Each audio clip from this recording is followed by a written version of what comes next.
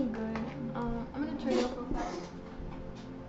Let me know if the music's too loud, because the camera, it'll be a little more further back. Anyway, just let me know if the music's too loud. I'm trying to see the button. Let's see.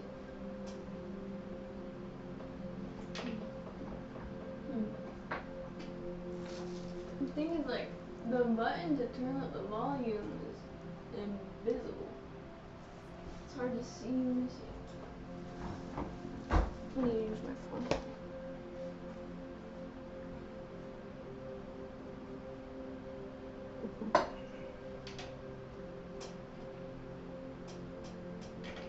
Okay, speak again. Can you hear me okay?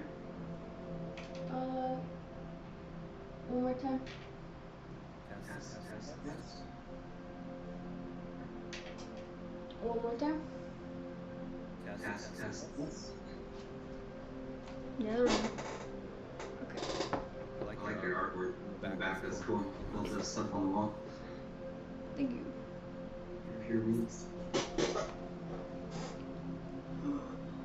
Okay. So this is your first time ever trying this practice? Yeah. Like I've done some breathwork stuff and everything, but from what I've seen of what you're doing, it's very different from stuff that I've tried. Okay. Yeah. Alrighty. So what kind of led you on the spiritual path? Well, I actually grew up in like a very high control religion and left that probably, let's see, it's been about 6 years ago. And after that, I kind of just like left all spirituality behind after leaving that. I was in the Mormon church and just realized like, oh, this is not right. And just, eventually I left and went a couple years just kind of not believing in anything spiritual at all, but then I just kind of got this feeling that I needed to rediscover my spirituality for myself, not like what someone's telling me to do. So I just kind of started going down the path of learning and feeling what resonates, and like a lot of it just learning to re-trust myself, and what I feel is right, and like kind of trying to feel those things like through my body instead of just listening to other people, because the church I was in was very like authoritarian, where it's like you have to do this and you do this and this and you just obey.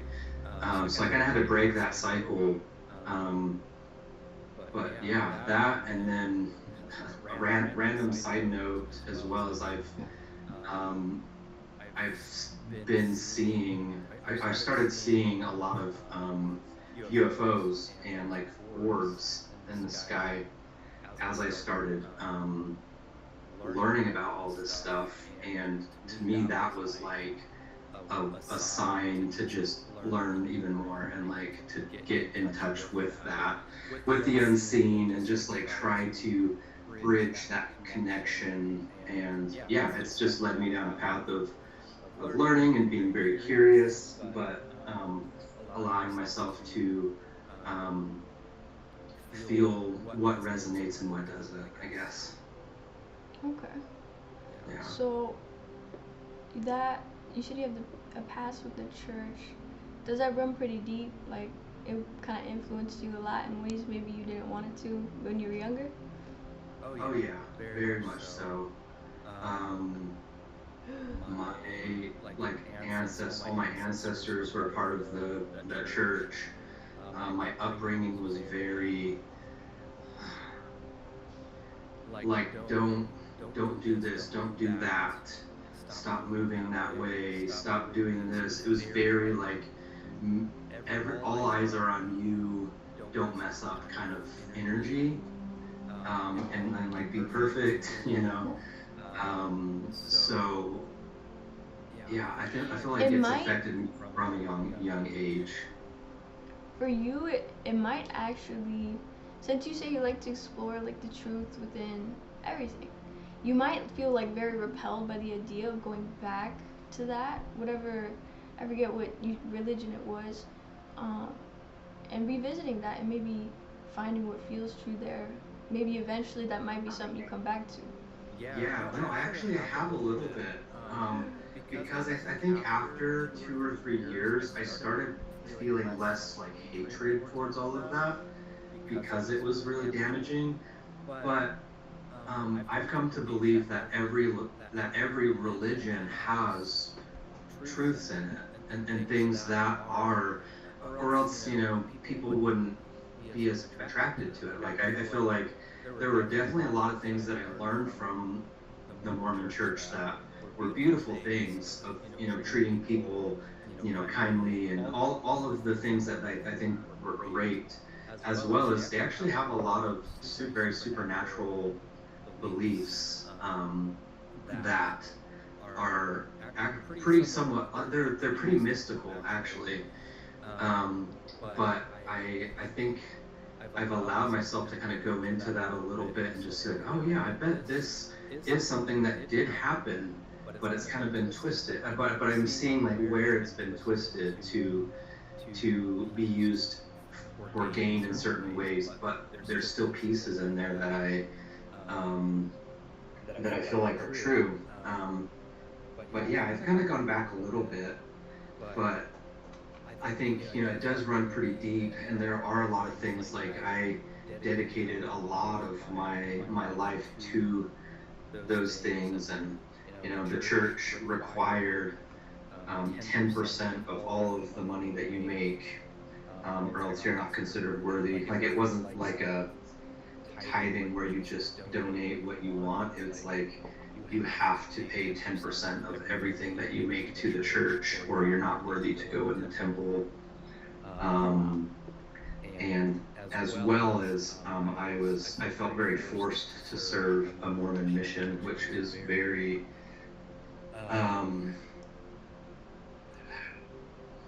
it is very tricky. You don't get to pick where you go. I got called to serve a mission in Santiago, Chile, and had to leave right after high school and live there for 2 years. No music, no movies, no reading of other books. I couldn't talk to my family. I couldn't even call or text my family for 2 years. And every day from 8 in the morning to 10 at night was studying scriptures. How old were you? I was 18. Okay, I want you to ask yourself and see if you can feel in your body where you hold that. Ask yourself, just close your eyes and ask yourself, show me where I hold this, and see if you feel something in one of your centers, some sort of sensation. Yeah, in my chest. Okay, that's where I'm feeling it. So we're gonna hop over to the breath work now. One more thing I did want to add is props to you for like figuring that out, because not many people do. Truth in everything, but with this work, it always comes back to finding the truth in yourself and believing in yourself above anything else, because you're the only one who's walking you through your whole life. Thank you. So we're gonna start with spotting a blockage, which I think did we already read that right? Yeah. So you already read that right. So we're gonna start there. Actually, are his lungs open? No.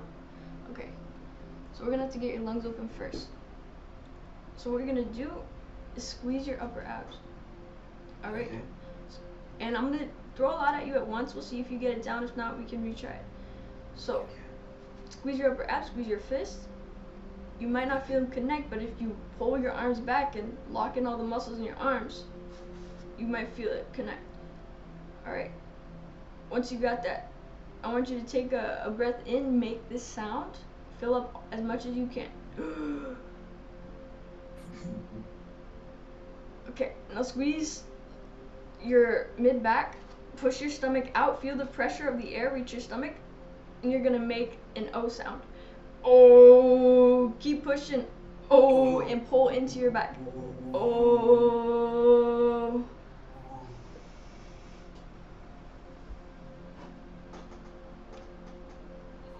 I keep doing that over and over, or just once. Did you feel it open? Yeah, it's kind of painful over here. Okay. As long as it kind of subsides, it shouldn't be nothing to worry about, but Yeah, just tightness. okay. So what you're gonna do next, you're gonna squeeze your chest, pull your jaw down, alright, and feel how the jaw muscles kind of connect to here. Squeeze your fist, hold your arms up beside your head. Okay, feel your jaw pulling on your chest. Okay, once you feel that, breathe in. Okay, now squeeze the back of your head and your mid back and push against the tension. Go. Ah.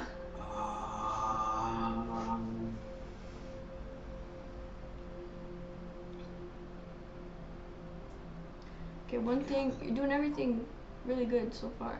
One thing I'll add though, when you take the first inhale, just make sure you're making like an audible sound, like like you're gasping for air. Okay. I kind of like do it kind of quick. You might have to at first to connect with that sound, but you don't technically have to. Just pull it for as long as you can. Okay. So, and because when you bring that vibration and pull the sound inward, it makes it easier for that sound to connect when you make the next sound and push out.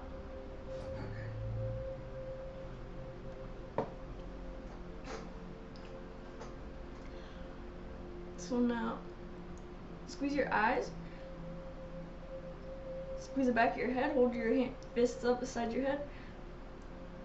Once you feel your eyes and the back of your head connect, you're gonna pull on your jaw again, pull it down. Feel it connect to your shoulders, make sure your spine's straight, feel it connect to your chest, squeeze those areas. Okay, then breathe in. Okay, now squeeze your forehead, your stomach, and go. Ah.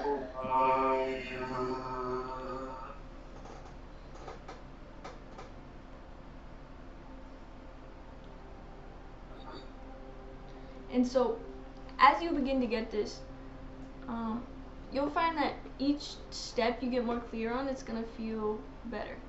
So, specifically when we breathe in, always when we exhale, we open the hands. Alright, because as we're breathing in, we need to let go of that squeeze so that our lungs can fill up all the way.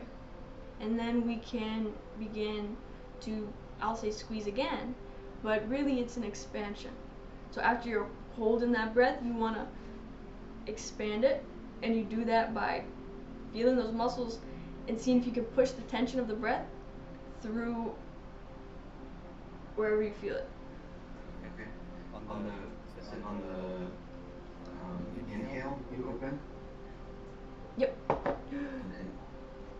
Okay, but remember, it's just the opposite. So when you're squeezing your fist, and then when you open your hands, you're flexing them open.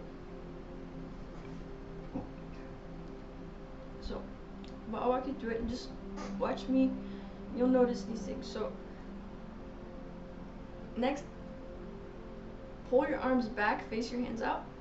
Sometimes it'll be the opposite of what I say, but so we're gonna flex them out now. Okay. Now squeeze your chest, open your chest. Okay, squeeze your palms, kind of bend your wrist, and then you're gonna feel on the top of your head. Make sure you're flexing those fingers. Okay, now squeeze, you're gonna feel it in your mid back. Okay, then breathe in. Much as you can.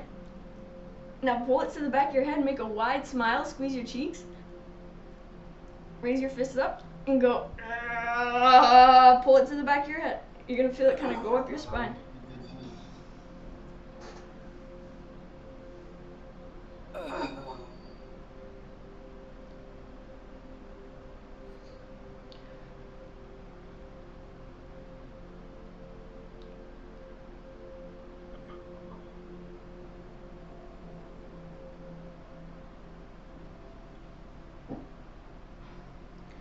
Okay, and remember when you squeeze your muscles, you're gonna feel that strength almost grab onto something, and that grabbing on is you're feeling the tension, you're grabbing onto it. So if you don't feel where the tension is, you're not gonna know where to take the breath. So let me know if you struggle with that. Yeah. I'm feeling it a little bit, but not like super targeted. I have to like pay attention to what part I'm squeezing. Okay. Or like, so yeah, so with every muscle group we squeeze, the squeeze is to connect them. I don't want you to get so caught up on, oh, I have to squeeze all these muscles at once. No, you're gonna squeeze one, and then you're gonna squeeze it so that you can feel the next one, and then the next one. I say, okay, and so it's just so you feel that connection, so you don't have to focus on it so much. But when you squeeze it, make sure you use as much of your strength as you can. Okay. So, face your hands towards you. Okay, open your jaw again. You're gonna flex your fingers, but especially your thumb. Okay, pull your shoulders down. Make sure your spine's straight. You're gonna feel into your throat and your chest, kind of expand your throat so you can feel that tension open up, and you'll feel it connect in here. Okay, then squeeze it. Keep pulling on it. Okay, let it go. Breathe in. Now squeeze the top of your head, your stomach. Push your stomach out and go. Push it as much as you can. You want to feel that sound reaching here. So you're manually pulling it. So it's gonna feel like get stuck. But you're gonna keep pushing it till it gets there. Okay.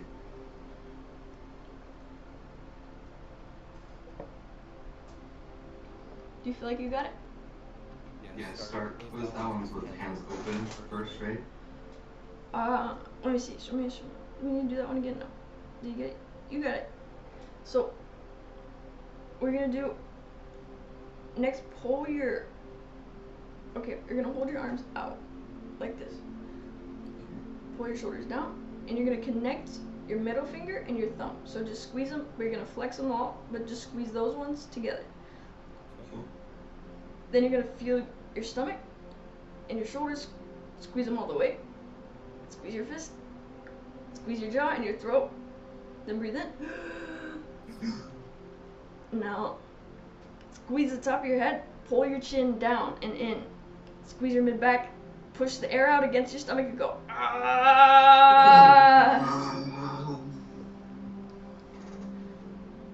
Okay. Yeah, I felt that one go down more. Good. So just as you use your strength to grab the muscles and you feel it really strong, when you're using your strength to push your muscles out, okay, you should be able to feel it just as much. So you're using just as much force, because the only way a blockage will open is if you meet it with equal force.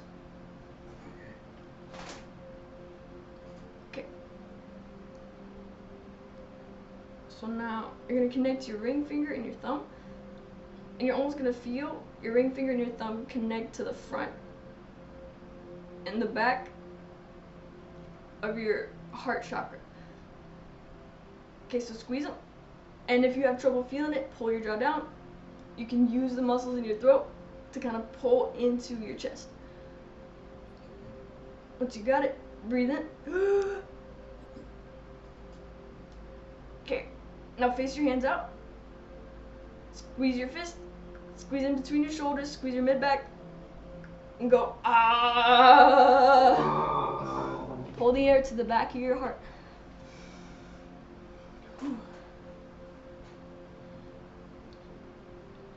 So if this is the inner wall of my back, like the very back of my spine, then once the air gets there, I'm gonna push almost like I'm inflating my back when we make the sound. Obviously, when you inflate your stomach, that's where it's most visible and most noticeable, but in a way, you're kind of doing the same thing with all the other areas.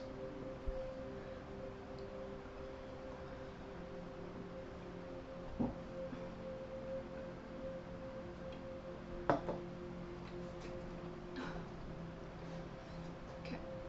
And you might feel warmth, that means you're getting blood flow.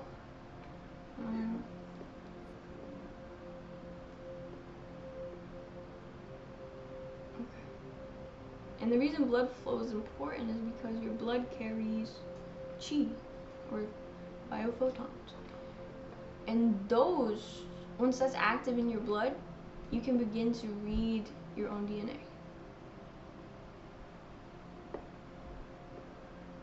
It's like turning on the flashlight in a room that was dark. That's all dormant DNA is. You just have to intentionally open it.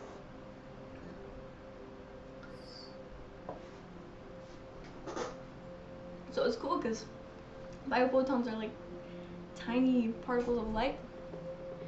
So we are literally made of light. Okay.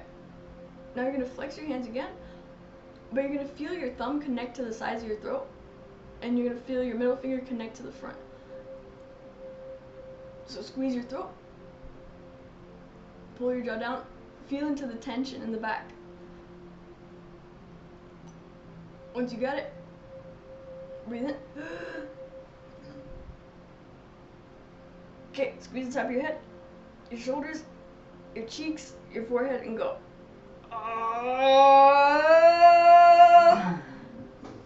It's gonna be an ah, then turn into an Pull it up, the back of your head.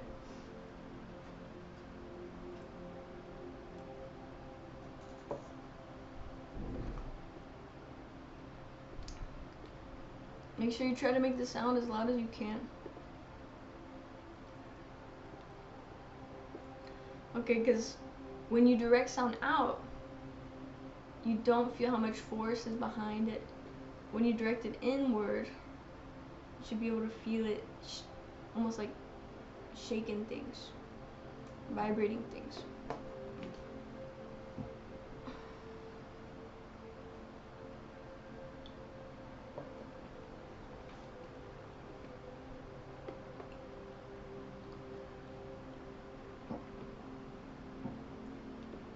How do you feel so far? Good. Yeah. I feel like warm and like looser than I've felt for a while. Okay. I want to see. I'm gonna show you how you did this at the beginning. Was it the heart space? Yeah. Take a breath in. The same way I showed you. Make the sound. Now hold it. And just relax as you hold it. And see where the tension builds up. For me, it's right here.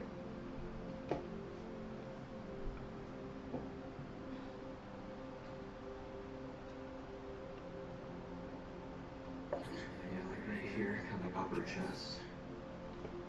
Okay. So that's what we have to get open. If you do this right, you're gonna feel, and we'll always have blockages to work through. That's just how it is. So, because we've had thousands of lives, so to think that shadow work is ever gonna end would be kind of ridiculous. Yeah, for real. But, so you know that we are ready for the shadow work once you feel that tension move somewhere else, because then that is clear. And then we got to make sure we can keep it clear by doing the shadow work. Okay.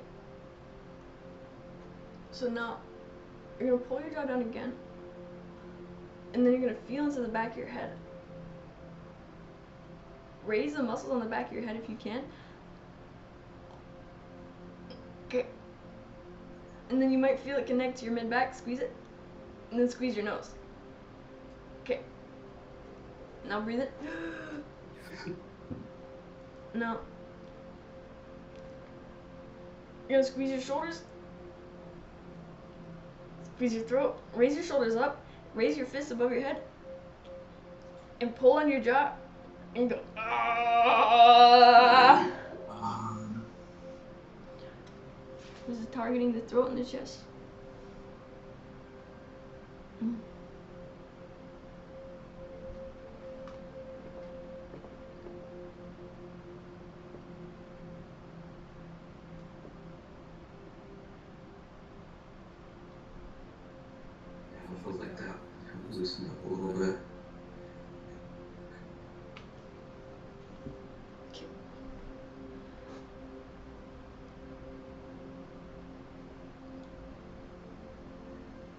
Okay.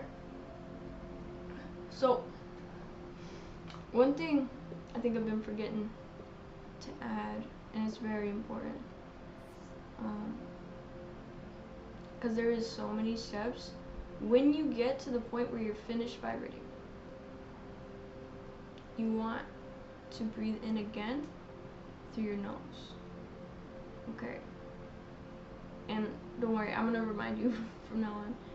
But so that the purpose of that though is you're not gonna know if what you got open unless you take that second breath, and if it stays in, that means you made an opening for it to be absorbed. So let's see. Now you're gonna pull your shoulders down, tilt your chin down. Make sure you're squeezing your fists, squeeze your chest. And then you're gonna squeeze your sides. Okay, breathe in. Now, pull your jaw down, squeeze your throat. Raise all the muscles on the top of your head. Squeeze the top of your head and go. Pull it through your throat first. You might sound like you're choking. You're doing it right. And then once you open it, breathe in through the nose. Yep. Okay. But what's gonna help too, when you do that second inhale, you kind of want to sneak it in, because as fast as it opens up, it can close again. So you gotta really get it in there. So, alright.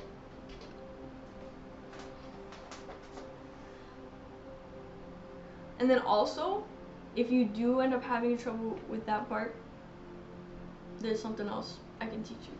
So just let me know. So, now you're gonna raise your fists above your head pretty high. Squeeze the top of your head. Squeeze your elbows, fists, shoulders. Squeeze your forehead. You're gonna feel it connect to your chest. Then breathe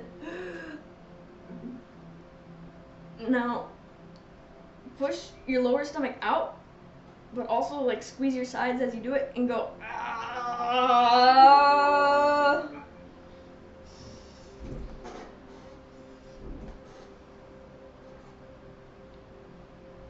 Make sure you breathe in at the end. And when you do it, I really want to see you push it.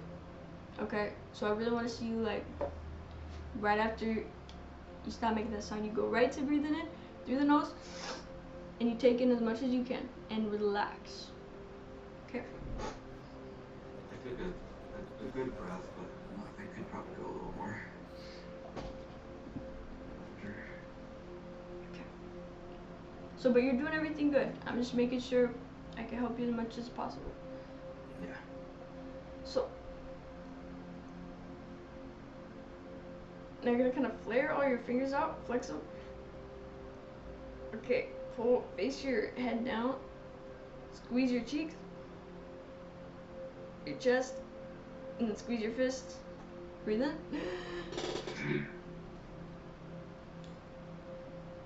Now you're gonna pull your hands behind your head, tilt your head down, squeeze your mid back, squeeze your butt, and go.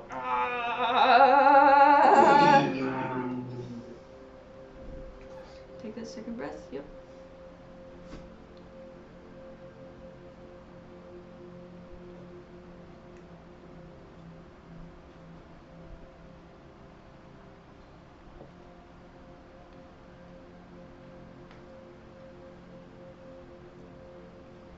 Were you able to keep it in? Yeah. Good job.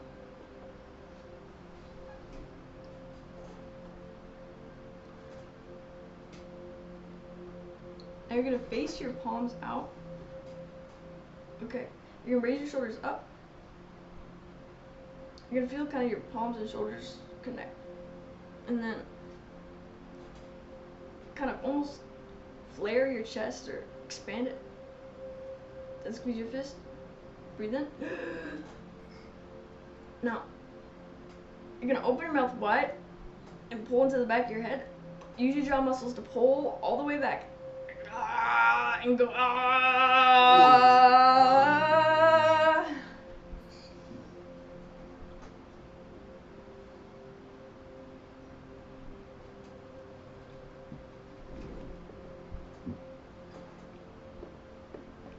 Some of these might seem a little repetitive if you're getting stuck. So if that ever tends to be the case, just let me know, because I'm just so focused on getting through each step. Yeah, no, it's good. I feel like on that one I wasn't like, I had a lot of air in me already, so when I went to like breathe in, there wasn't like much there to breathe in. Okay, so if you still felt like you said you didn't have no space, that's because when you're pushing out, you're not actually pushing out against those muscles. Mm-hmm. So make sure they're engaged. I know it's gonna be a weird sensation. When I push out and like make the noise, do I push out or do I relax my body? What, like the parts that I'm squeezing? Like if I'm squeezing like my shoulders, my elbows, my hands, my face, when I let it all out, do I continue to maintain that pressure, or do I like relax my body? Okay. Okay, so first, what you're gonna do for that, when you feel it, wherever you feel the air get stuck, that's where you're gonna feel the tension, the pressure, alright? And you're gonna feel that when you're holding it. The last group of muscles we squeeze, that tends to be where we're gonna pull the vibration to, but we have to create space for it to get there. Kind of like how a singing bowl has to be round, alright, to make the sound. You're gonna have to push out and create like a physical, okay, because you're feeling your muscles pushed out. You're gonna feel like that physical, almost bowl you're making. Mm-hmm.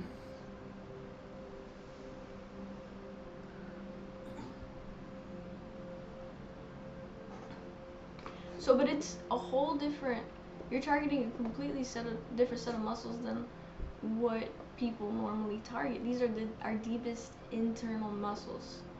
Okay, this is what gives us access to being able to filter our own bodies. Because we have control of the pathways, we can use them as, because the thing about the lymphatic system, it has to be engaged through the breath.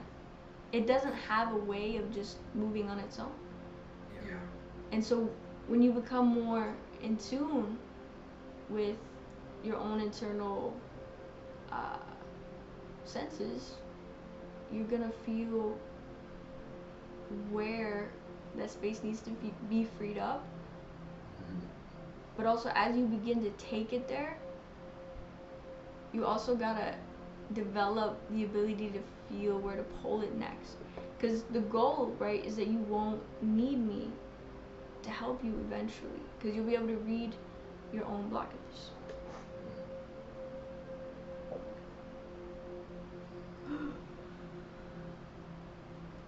Okay, so I'm gonna actually test you. This might help. So we're gonna start at the nose, chest, fist, squeeze them. Okay, pull your shoulders back, breathe in. Make sure you're letting those muscles go, fill up. Okay, now, sitting in this position, okay, and kind of expanding all your muscles, feeling your posture straight. Where do you feel the pressure?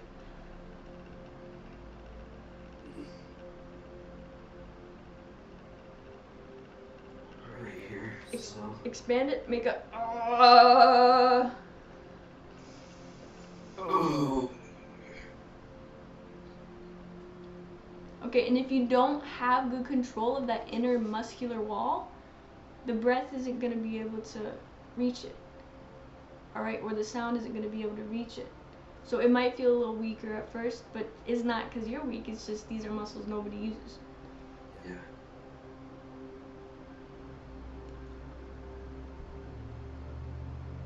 So if you pull your lower stomach in, squeeze all your lower abs, make sure you get your sides.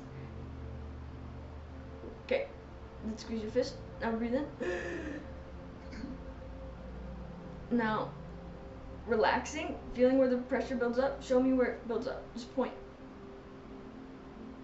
Point to it. I'm not feeling it in one area more than others, really. Okay, so just push out where you feel it and go.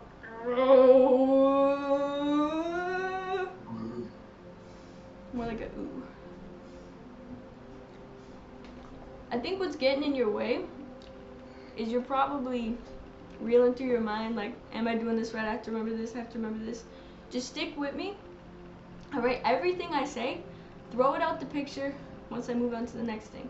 Because your mind's going to be able to remember better anyway if you're not holding on to it. It's almost like you remember something if you harvest it, right?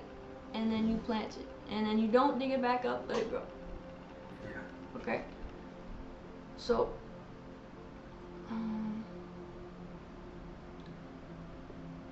but do you tend to have a pretty active mind, or would you say it tends to be pretty quiet? Yeah, I have a autism, ADHD diagnosis, and a lot of things are in my, like, run through my head all the time. So as you're doing this, are you still kind of in that state? I'd say it's kind of relaxed, like I'm kind of focusing on, of course, trying to do the right areas and stuff, but other than that, it feels pretty relaxed.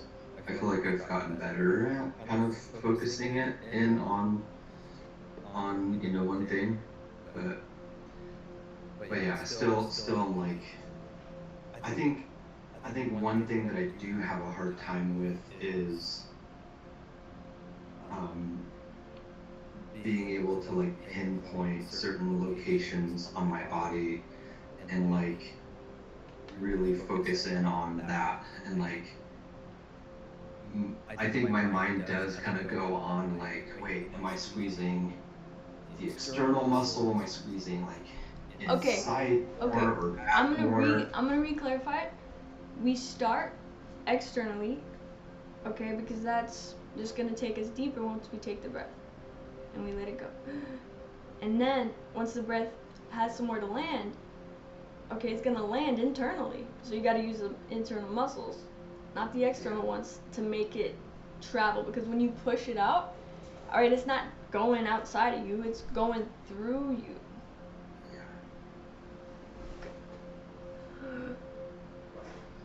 But yeah, I noticed that because like I said, I've done a lot of breath work, but it's been inconsistent. Like I've done like holotropic and like Wim Hof and all of that, and DMT breath work where I do breath holds and stuff like that.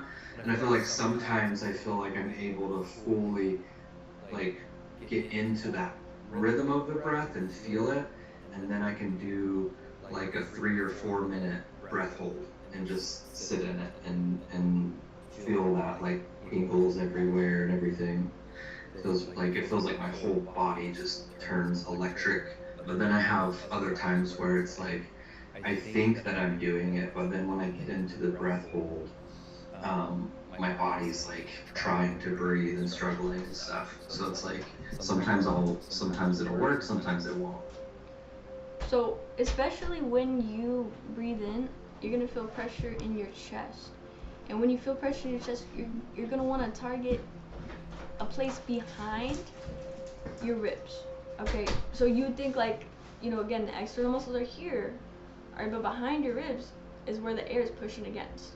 So that's where you're really targeting that expansion. Alright, and you target that expansion by using the breath to feel the tension and pushing the breath against the tension so that the air can spread. Yeah, that makes sense. So, because I mean, we absorb oxygen all the time, but we don't utilize that ability to its fullest. Yeah. It's kind of like, for example, when you were younger, and let's say you had a meltdown or you cried or whatever, when that happened, what is the first thing they tell you? Alright, stop breathing the way you're breathing, or stop holding your breath. Stop holding your breath. Take a big breath. Okay. So that's one thing, because I would cry so hard. My brother used to tell me, stop holding your breath. Alright, I didn't know what I was doing, but I was actually regulating myself. Because when I was holding my breath, since my body was like shaking and I was crying, it was actually allowing that air to move internally. So, since you were young, like, it's probably been instilled in you to be disconnected from your body, so be patient with yourself. Yeah. I also, as a kid, I watched back some old VHS footage of me as a kid, and I noticed that I was always moving my hands and it's like I couldn't stop moving my body. But my parents, every time they saw me doing that, they'd say, sit still, stop moving. But my body was always trying to move.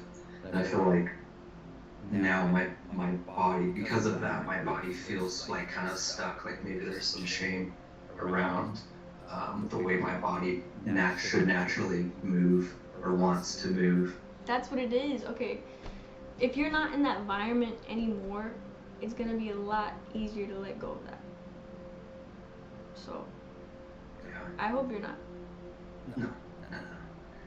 Yeah, I'm not. Yeah, I definitely don't have any pressures for that. I think it's just the conditioning of it is something that I didn't realize. That's why, like, I've done certain things where I've been doing somatic or movement or something, and that's where I feel like I'm able to release things better. Like the meditation and all of that is great, but I feel like anything with movement has allowed me to like tap in better. That's great. So, kind of honing in on that.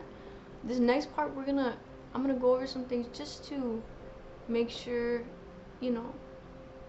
try some different things to make it easier.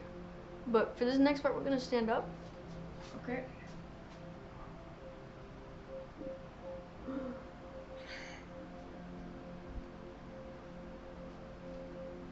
So, sometimes it's just easier for the energy to flow when we're using our whole body. Because your strength could be in your legs, and I've just been focused all up here. So, but no, I think I'm reading you right. It's just the internal strength. Like when I started this, it was difficult. He would tell me to squeeze, here, wherever, and I was like, I don't even fucking move. Like, I'm disabled. Because I was at the time. So, I had no connection to my muscles at all. But that internal strength is all you need. The pressure of the breath. Okay, using that as leverage, correct form, position as leverage. Okay, because when all these muscles are connected, they're more powerful together. Here. I'm sorry, give me just one moment. I'm gonna go use the restroom real fast. Okay.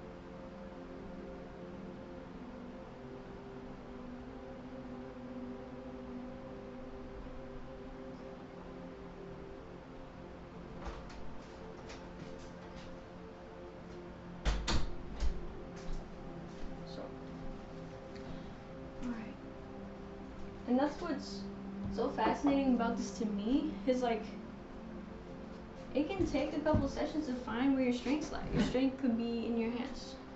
My strength is in my hands. So when I use my hands, I will be able to, enter the right position where I can use the strength of my hands to amplify the force that I'm generating here, or wherever. Yeah. Okay, because once you feel connect, you feel how they can work together. Yeah. So, for this next part, let's see. That's what I was gonna try. Okay. So, instead this time, to get maybe a better connection to your muscles, the only thing we're gonna change. Hang on, where do we start? Okay, we're still at the heart. Okay. When we squeeze the heart muscles, this time, okay, you might feel a connection when you kind of pulsate this area. So what I mean is squeeze it, let it go, squeeze it, let it go. See if you can do it in sync with your fist. That's how you're gonna build that connection. Okay. Now once you feel it you feel those muscles pretty good, just let them go, breathe in. Okay. Now squeeze the back of your head, squeeze in between your shoulders, squat down, and squeeze your lower back as you squat down. Okay, then you're gonna make a push it into your lower back.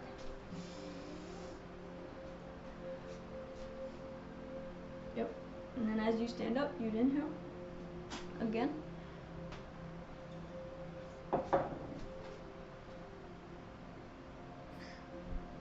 I have a question with that one. So, I felt the connection really good here. Like, I could squeeze it and match it with my hands, and then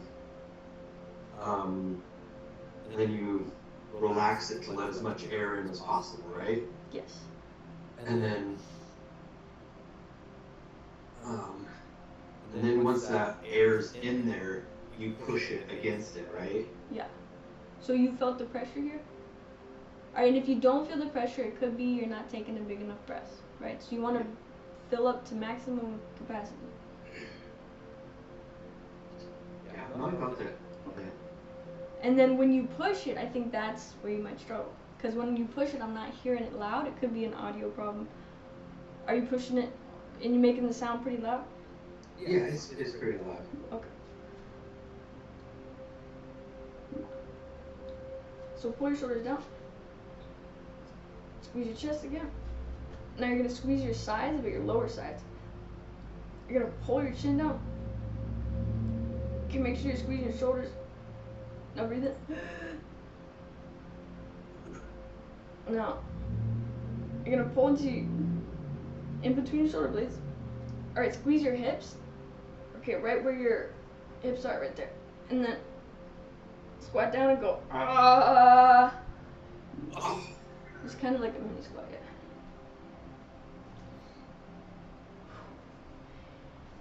Okay, and sometimes, like, let's say if we're trying to get the air here. Alright, but we feel that it's just kind of hanging out down here. Sometimes we gotta flex those muscles so it's like has a place to bounce off of. It's weird, but so when you take that second breath, do you kind of feel that it just moves on its own and then? Yeah, kind of just kind of goes on its own. Good.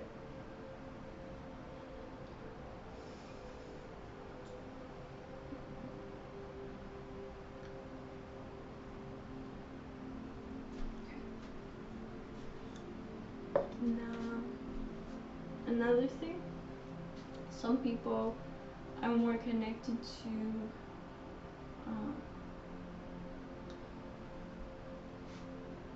so when you move, because this is an oscillation, right? Okay. And a frequency, matching frequency is just matching the oscillation. So if I'm oscillating my fists, okay, but they're connected to here. I'm squeezing them. Okay. You want to almost feel that your arms and your fist, those muscles, pull in and connect to here.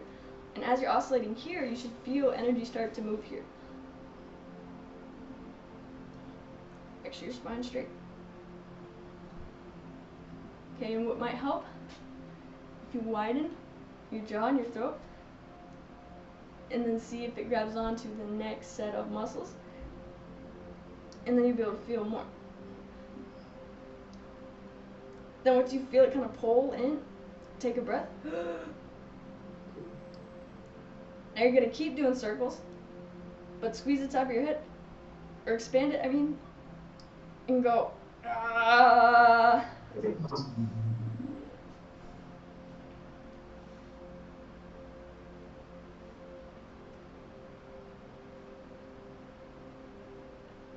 that felt like it went right into there. So in our muscles, they also follow the Fibonacci sequence. That's why doing these circles naturally connects us to our muscles easier. Okay, our heart, even our heart does. And so that especially works very well. Whew.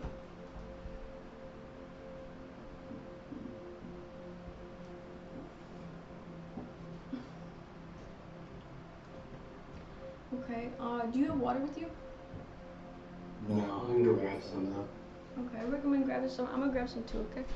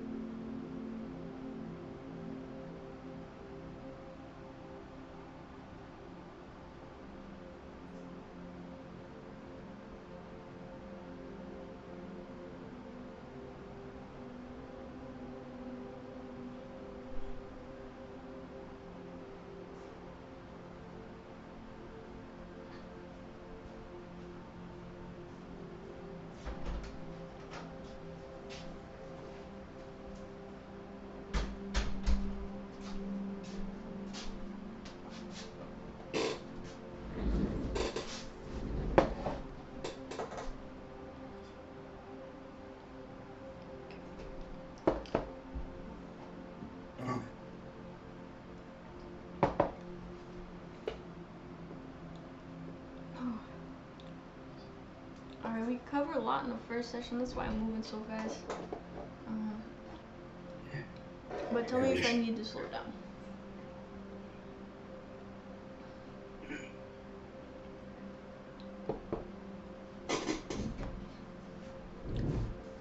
For this though, we're gonna Go into a sitting position. Just make sure now. So you can sit now. We're gonna test your. Actually, let me check your frequency. Should we make sure now? Or is this vibration? Okay, you need to stand to do it now.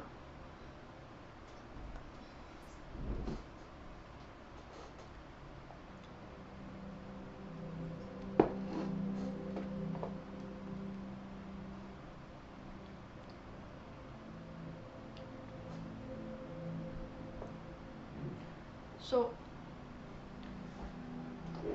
your vibration is here. I like to have it above the head, because then the shadow work is a lot easier. But, you only need your vibration here to do it effectively.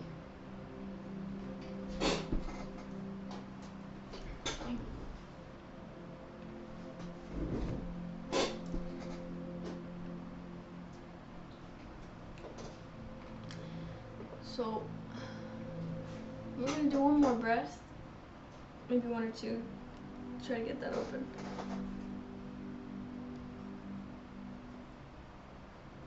So we gotta get his crown open. So, if you squeeze your eyebrows together, squeeze your forehead, and feel the back of your head, squeeze your fist, okay, now squeeze the back of your neck, then breathe in. Then pull into your jaw, but then pull into the sides of your throat. You're gonna feel in your chest again. Raise all the muscles on top of your head and go.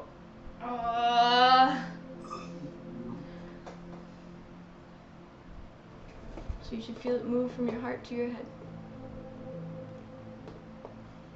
Make sure you take that second inhale.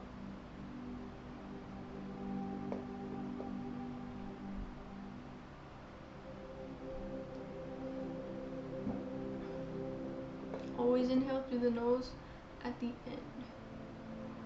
That'll never change. So, let me see.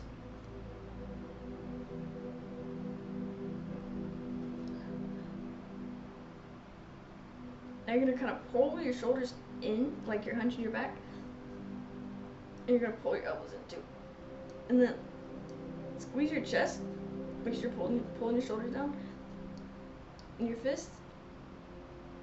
And your eyes. And your forehead. And breathe in.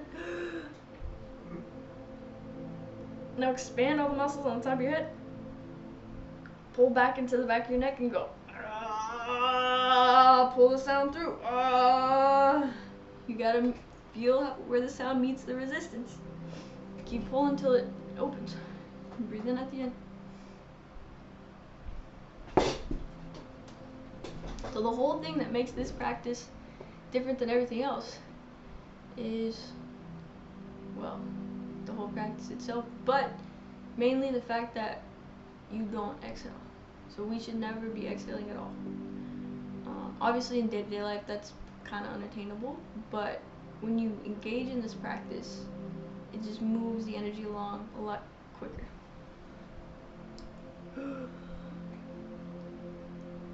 Okay, so you squeeze your chest. Okay, pull your shoulders in again. Have your fist above, right in front of your stomach. You're gonna squeeze your stomach too. Breathe in. Now expand your chest wide. Lift your head up.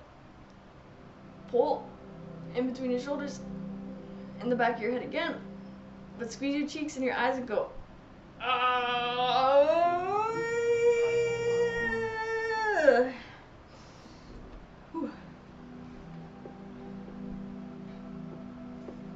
Okay, and once you can go from that lower pitch to the higher pitch, that shift will just pull you deeper because the upper chakras have a higher pitch. But when there's a blockage, you gotta use the lower pitch first.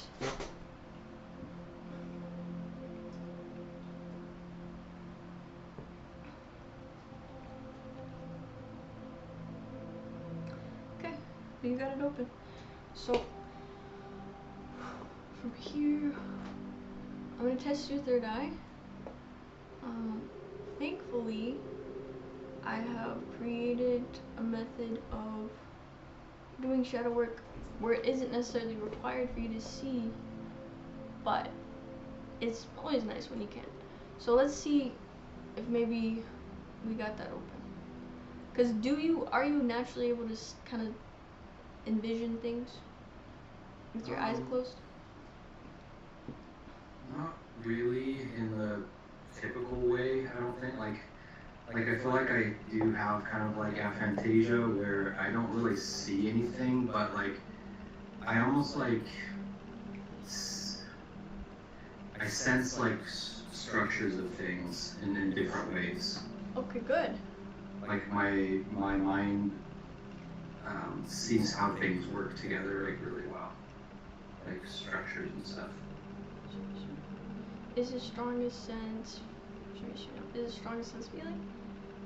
Is the strongest sense hearing? Yeah. So your strongest sense is hearing. So is that internal guidance? No. Okay, so that's your gift, but it's not being channeled in the way that could benefit you. Okay, I'm sure you do, right? You probably, you connect the dots, you see the bigger picture. But when that pathway isn't clear, you more so have trouble connecting to your own sense of feeling that support internally from yourself, right? So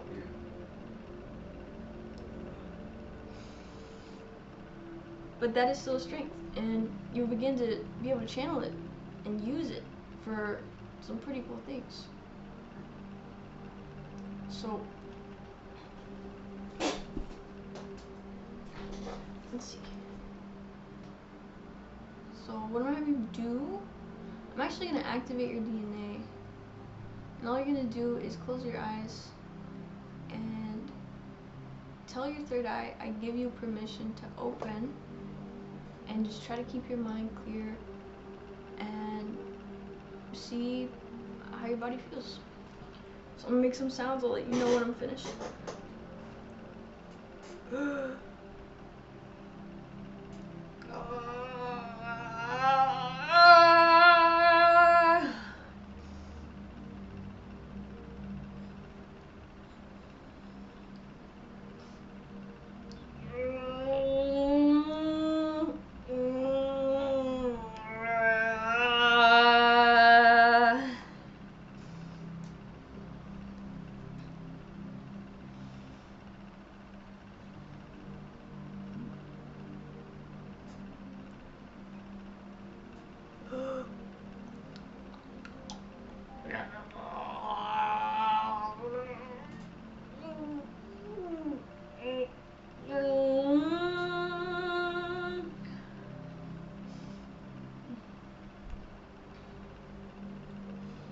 Okay, that was pretty quick.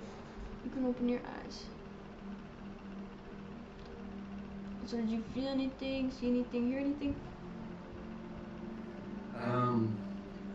I just felt kind of like, I don't know, I feel like sometimes when I really relax that and try to just like perceive, my eyes kind of flutter a bit, like feels like they start to like move a little bit. And good, so that means they're channeling. Yeah, so it's almost, it feels like my eyes start to kind of flutter, and then it's almost like I see, like I don't see any images or anything in my mind's eye, but it's more just like flutters, if that makes sense. Like, so when your eyes do that, it's trying to pick up on the frequency of whatever your third eye's want to show you here. So it's kind of like AM, FM tuners. Yeah. But then I feel tingles that kind of go down the side of my head. Okay.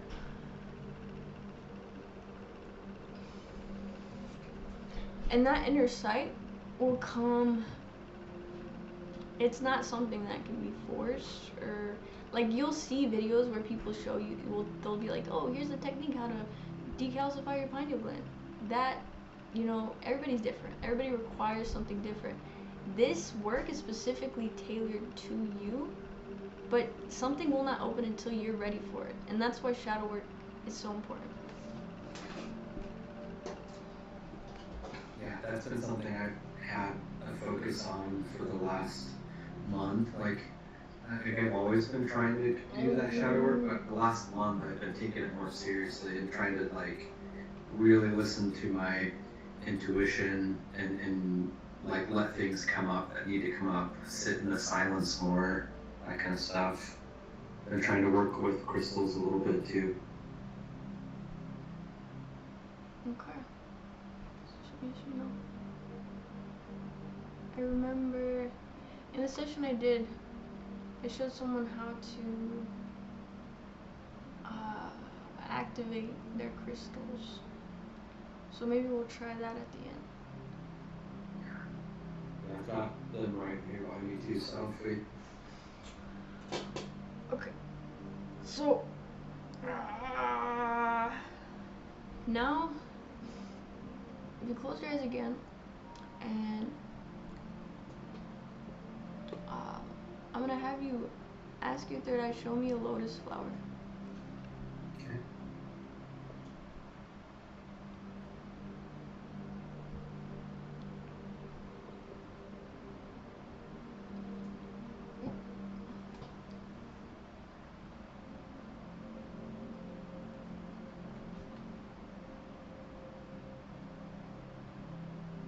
You see anything?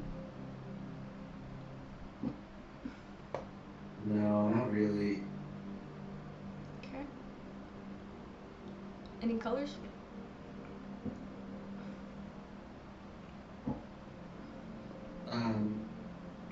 Very faint. Like just a tiny bit of like green, but not much. Okay. That's good though. Now I want you to take that breath that we did in the beginning and see if that tension is still there. Okay, so breathe in through your mouth. Hold it. Relax. Do you still feel pressure?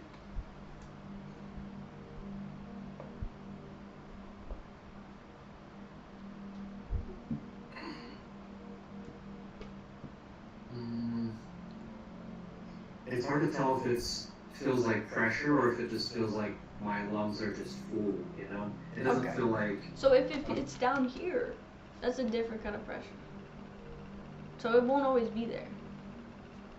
But, so it sounds like it did move, or at least it cleared up some. So we're gonna focus on that area. So that's, just make sure you know, is that what you did? Needs to be shadow before you. Okay, but I want you to ask your body, show me where I hold the pain we got open today. Okay, and see if you can feel somewhere in your body. You'll likely feel it here, but maybe you won't.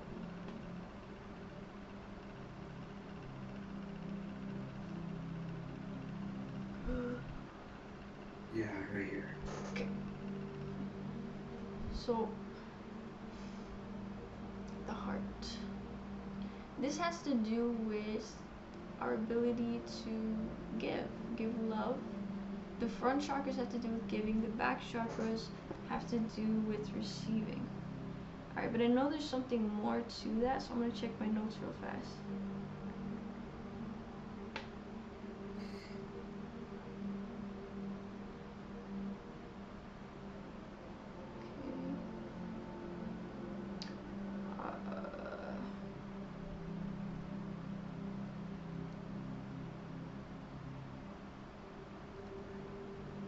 Hang on a second.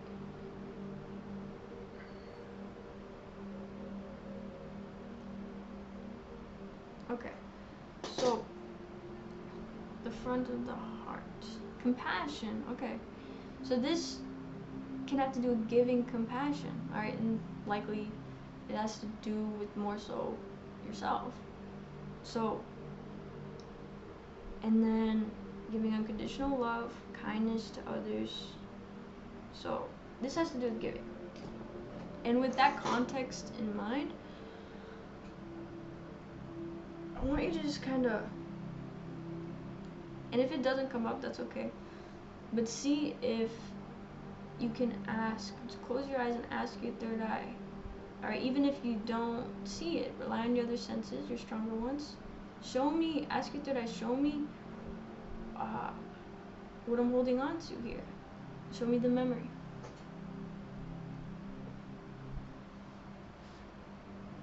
Okay, and if something doesn't come up, it could be past life.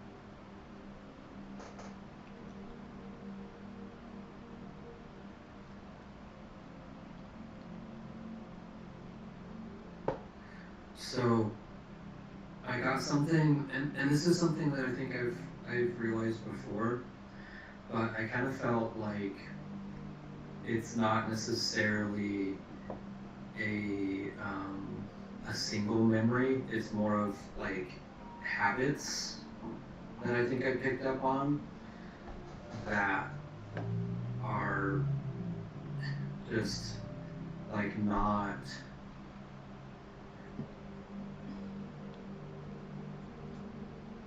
I don't know, kind of like this feeling different and bad. So I treat myself that way, and I think that's something that happened. It started when I was young, because of, and honestly, I've had to go through some of this understanding when I got my I'm like a late diagnosed autistic. And it was really only like 3 years ago that I figured that out and kind of went back into my life looking at the things that I struggled with and not understanding why I struggled with those things. So it's like I internalized it as like I'm just dumb, or I'm this, or I'm that. And those things made me internalize that in my expression. But I think it made me try to make up for it by being like, people pleasing in every way that I can. And then because I felt like I had to like make up for something, make up for things that I like wasn't good at, or like I had a really hard time in school and other things where I was made to feel all of those things. So, as you go through this process, it is a peeling back of the layers. Alright, that's why I like to approach shadow work like a spiral. So, all these events connecting to whatever the source of this truth that you're avoiding, alright, or this belief that you created that you're avoiding, all these different events in your life, they spiral to one, alright, specific point that's the source of it all. So it tends to be easier to start here and slowly peel back what has happened since then, working backwards. Okay. And you mentioned a habit. You say you have some habits that you want to get rid of. Are you comfortable sharing what those are? Yeah, well, it's something that I feel like I have been working on, but a lot of it is people-pleasing habits of just saying yes and like giving, but not thinking about myself. So like I started realizing this more heavily a couple years ago, and started changing that, which I think has been nice. I don't people please as much. But I think what the deeper pattern has been is almost like a self-sabotage, in a sense, where that would get me into situations where I needed to, I felt a need to do things for people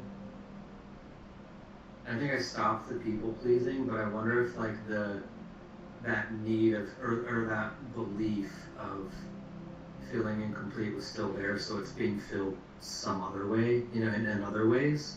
Those things that you were giving to people, like whatever that was, all right, your time, your effort, your energy, okay, whatever it was specifically, were you giving that to yourself first? Because you can't give it to someone else, so you give it to yourself. They will not be able to receive that because they will sense a level of disconnection.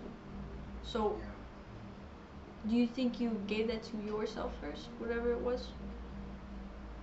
No.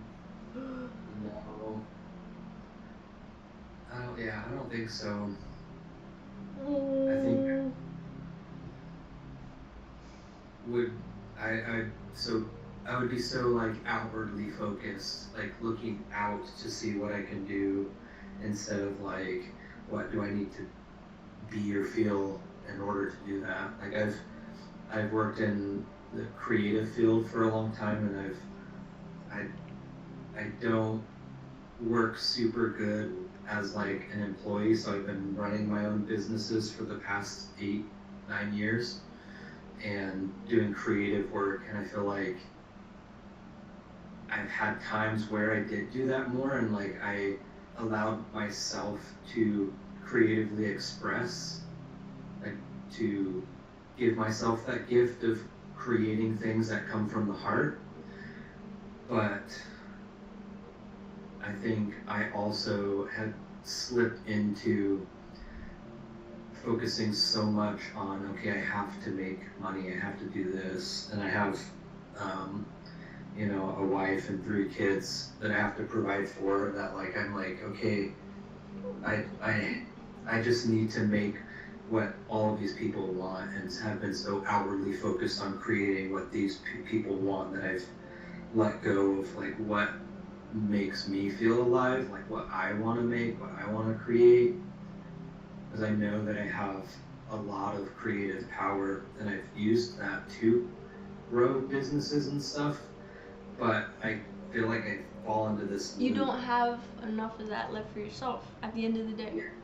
Yeah, there's not enough left for me that I can do, you know, so, but I realized that, and I sold my equity in my company last year, and I got out. I had investors. I had a multi-million-dollar film studio that I was running, but I felt so trapped by investors and outside interests and all of that, that I realized that I need to focus on me. And I feel like I did it in a really good way, where I sold it on good terms with my partners, and can still do a lot of that creative work when I need to, and use that studio, and like it wasn't like a broken bridge. But now it's like, now I have everything I need at my fingertips to go film amazing videos and do these creative projects and everything. Like I set the stage for myself, but now I just have to show up for myself for it. And that's been becoming more and more clear to me every day, and that's why I'm like really trying everything I can to figure out what I have to let go of to be able to do that. That's key. So, and those things that we can let go of, they create room for new beliefs, okay, space to receive creative inspiration. All right, so whatever you're holding on to, it's not that you're missing anything, it's that you're holding on to the wrong things. Mm-hmm. Okay, and that's not letting new things enter. And so that's why it always starts internally. All right, and through this practice, you are learning how to communicate with yourself, communicate to your body, and realize that your body is actually more intelligent than you are. You just have to know how to read its signals. So, in the body, from here, we're gonna lean into that. I want to see if you can get your hands to respond. So, if those pathways are open, you're going to be able to ask yourself questions and get a physical response. Okay, in your hands, you're going to feel a sensation for yes or for no. But what you're going to do, just relax your hands, lay them out. Alright, close your eyes. And ask your third eye, show me yes. And see if you feel something in one of your hands.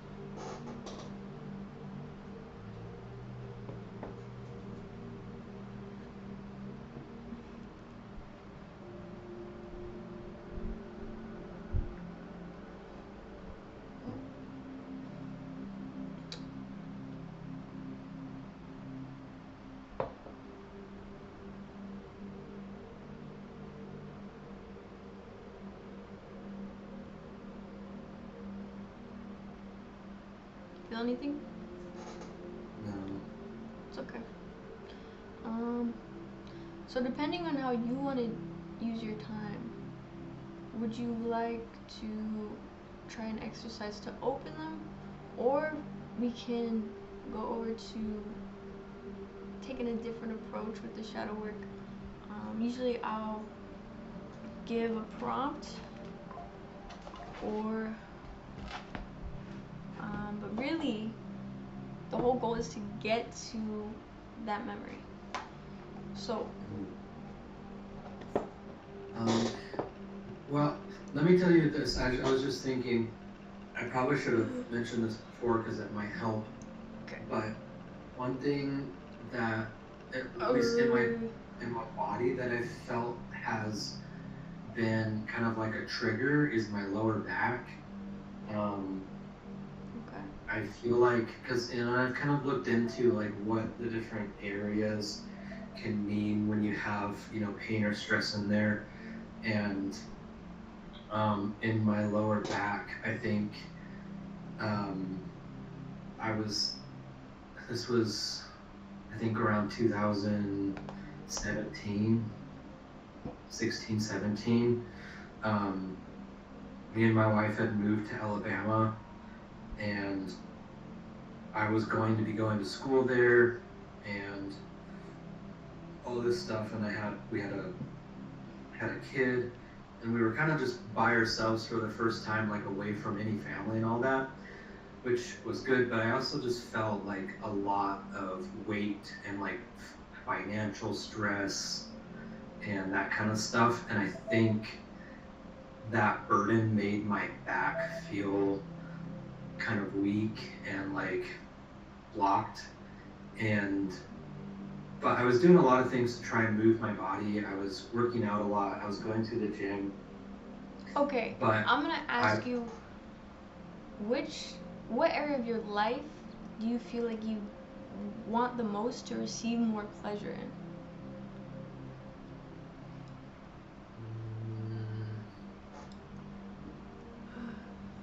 I would say right now, the first thing that comes to mind is my creative expression. So we're gonna keep that as kind of the central focus, because usually that desire ties it back to the limitation. So keeping that in mind. So, and I'm gonna read this off because I do have here, it says the lower back is connected to receiving support, pleasure, receiving joy, intimacy, and the flow of your own emotions. Okay, and that's what happens is when emotions get stuck.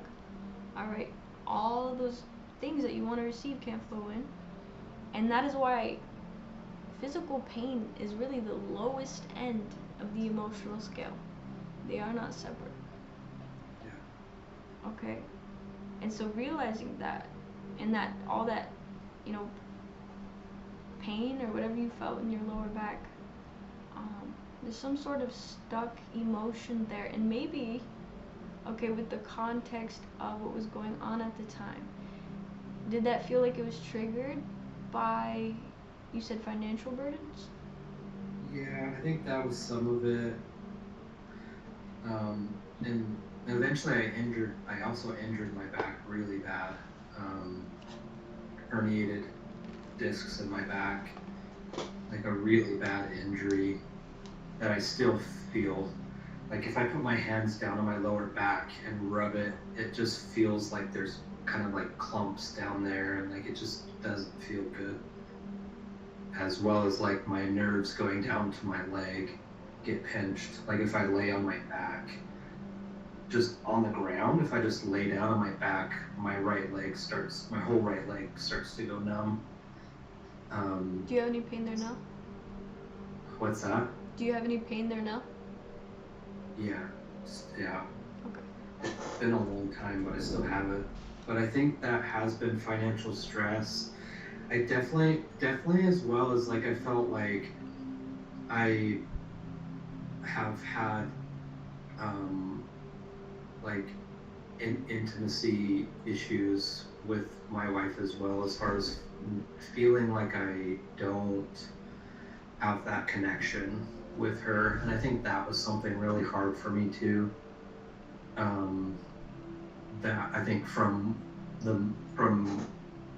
when we got married, that's something that I was wanting in the relationship, but it like never became anything, and I think that's something that I held on to as well. Okay. That is. So when you feel disconnected from the flow of your own emotions, all right, you're not gonna be able to meet someone, all right, with what they're feeling, okay? Because part of connection is the logic, what resonates logically, and then what resonates emotionally, all right? If you're not feeling that emotional resonance, it doesn't necessarily say anything about her or the relationship. Okay, I can speak for example, because for the longest time in my relationship, I thought, I'm an emotionally tapped in person, but then the more I started to allow my emotions to flow, the better things started flowing in the relationship. So, but again, going back to your body holds all the answers. Your body is showing you there's something you're holding on to here that it is ready to let go of. Okay, that pain in your lower back, we didn't address that today for a reason. So, but here, now, I do actually kind of want to get you that connection to your hands. But show me, could we do the shadow work another way? Yes. Should we do it that way? Yes. Okay, we'll do it that way. So,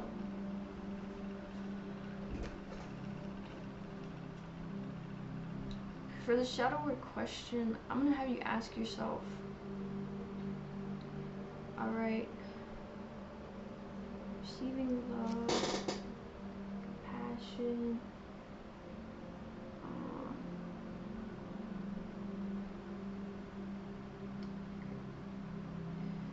when's, and it could be further back, when's the last time you felt replenished in your relationships, in yourself, in your day-to-day life?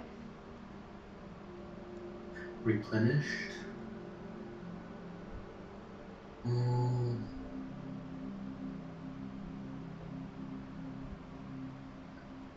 Probably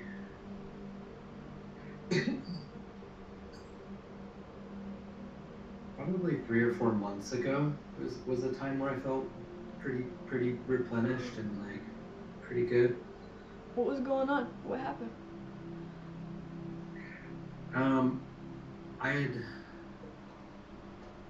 I had got out of the pressure of my business and all of the things that I think were blocking me and following my intuition, and just automatically met up with like the right people, and they said, hey, come work with us, come do this.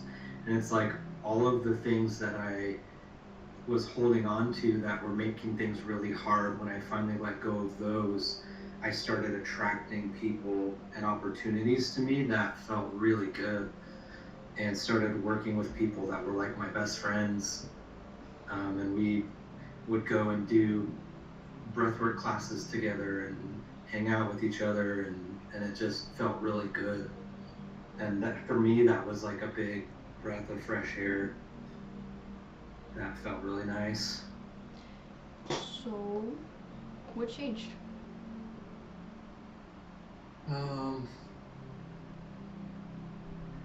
I think with that specifically, some of those things kind of dried up as far as like, honestly, a lot of it came back to financial stuff. The people that I was working with and the things that I was doing, we were all still amazing friends and still have relationships, and all that are all the same.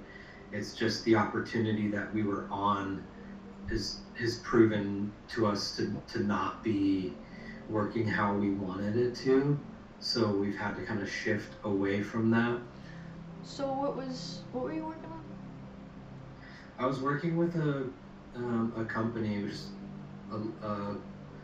doing video work for a company with one of my friends that makes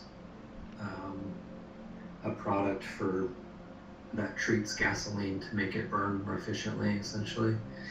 So they brought me on to go film like exotic cars and race teams and motorcycles and stuff like that. All things that I have always enjoyed. So I mean, it was really fun. But his company, I didn't realize, was struggling a lot.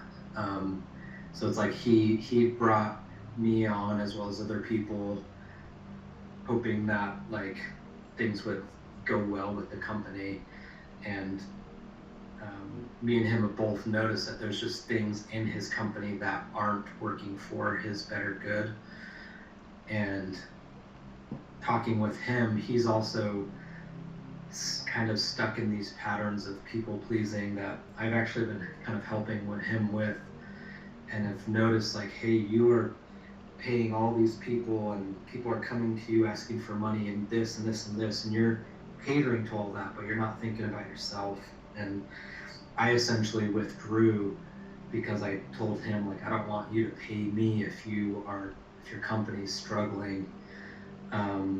So I just I stepped away from the company so that he could just better financially handle everything.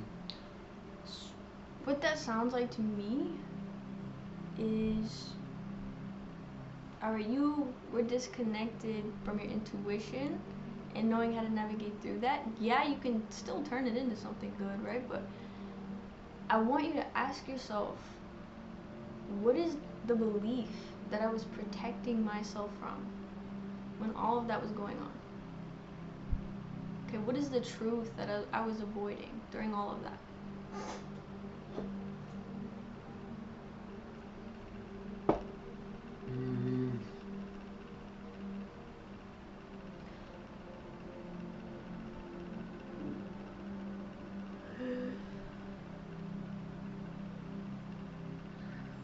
Honestly, I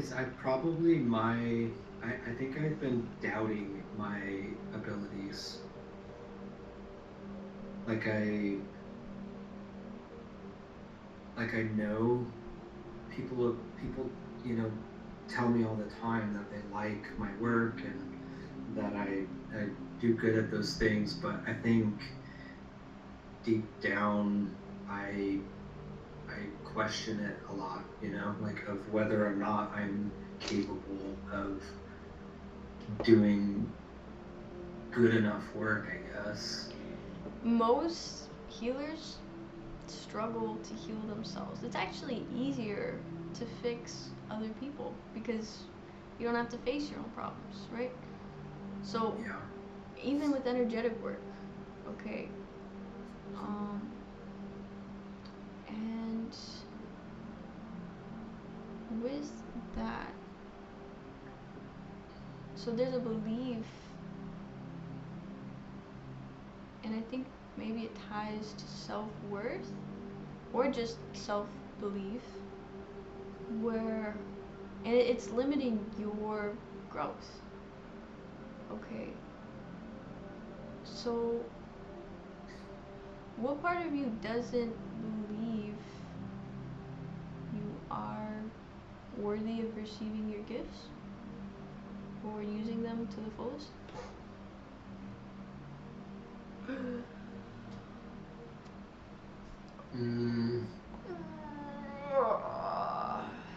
I would say like what I feel is like my solar plexus in there of like that I don't have like the willpower, like I don't know.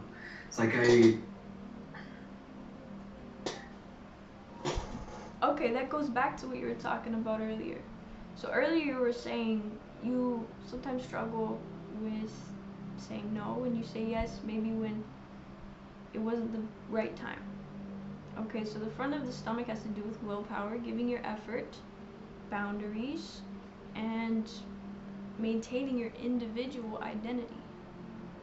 Alright, and when you maintain your individual identity, your energy doesn't get depleted. Okay, there's an emotional boundary that was breached. Yeah. And we have to figure out what that was. Alright? So, emotional boundaries are just as important as physical ones, and I'll tell you why. Okay, if you would have to hit me really hard to make me cry. Alright, but say the right things to trigger my shadow and you will get the same reaction. Alright, and so that's showing us the correlation between how basically our emotions are the underlying factor that kind of run our life. Right, it's a part of that process of manifestation. Okay, so, and you can think about it, all the feelings that you feel inside, alright, that is a frequency you are sending out, you are broadcasting.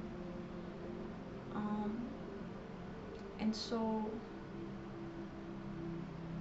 I guess thinking back to when things changed, alright, and your course changed, you had to find a new direction for yourself, and maybe you felt uncertain, maybe that's why you feel stuck now. So I want you to ask yourself, what was the emotional boundary that I needed to put up during that time?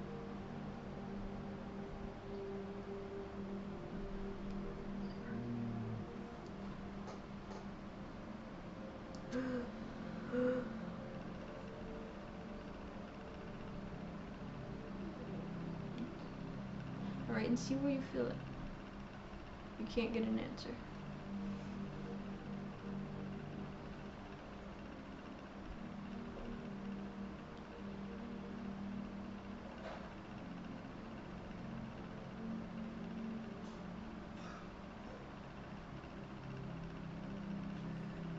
Yeah, I think what I'm feeling is like masking my like my true self, as far as trusting my intuition, trusting my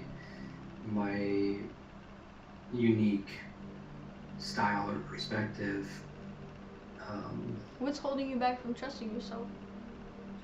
I think embarrassment. I feel like I've been embarrassed a lot in my past.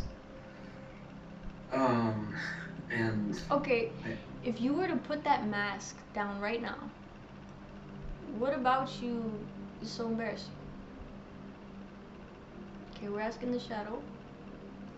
Obviously, you know, we don't want to say, oh, I'm an embarrassing person. But if you ask the shadow, open yourself up to an answer. I think it would be my sensitivity, honestly. Okay. Sensitivity. I feel like I've been sensitive in the past and then been like made fun of for it. Okay. Ask your body, where do you hold that?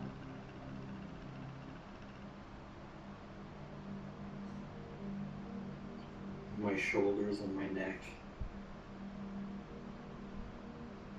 my back. it's like a tenseness of don't mess up. When was the last time you were sensitive or vulnerable and that wasn't met with reciprocation? When I was running my own studio, the people that I worked with,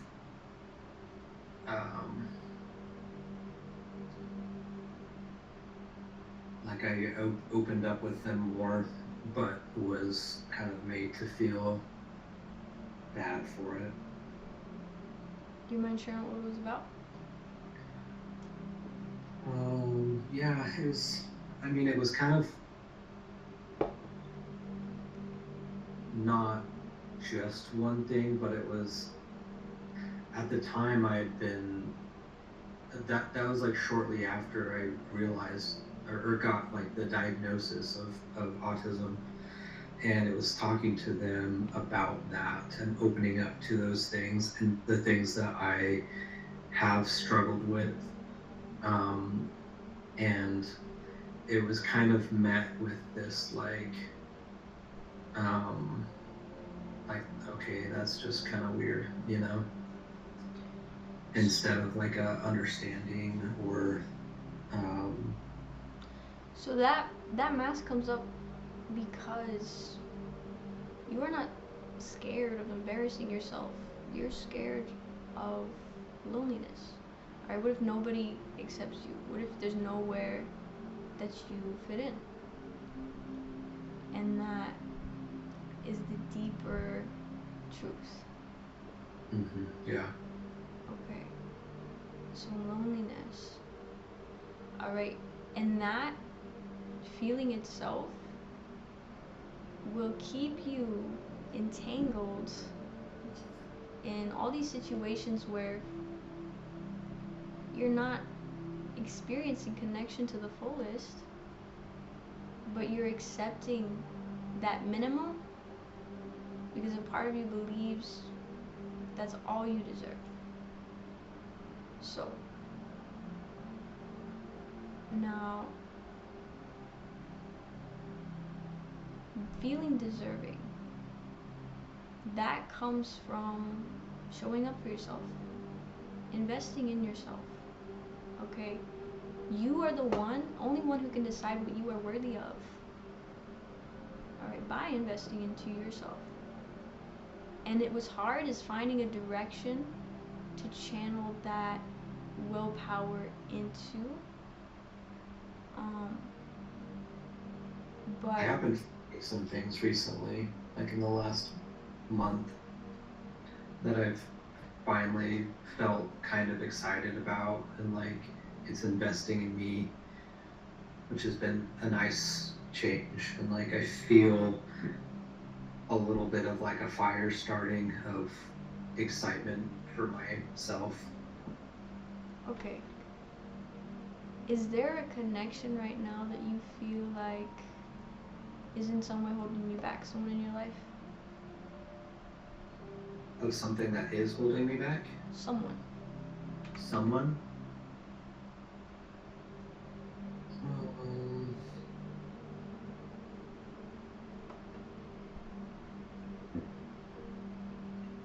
Not necessarily, no.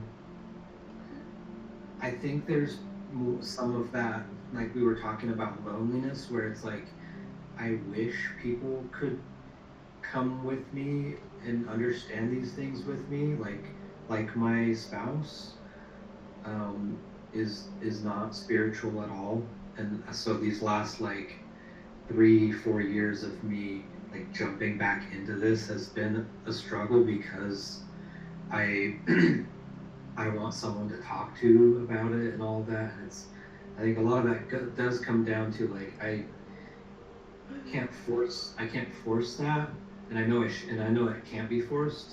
Okay, a part of you hasn't like connection.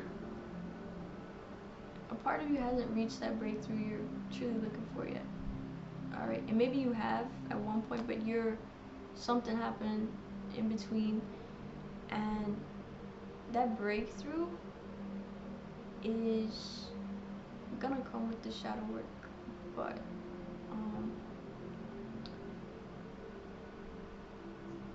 so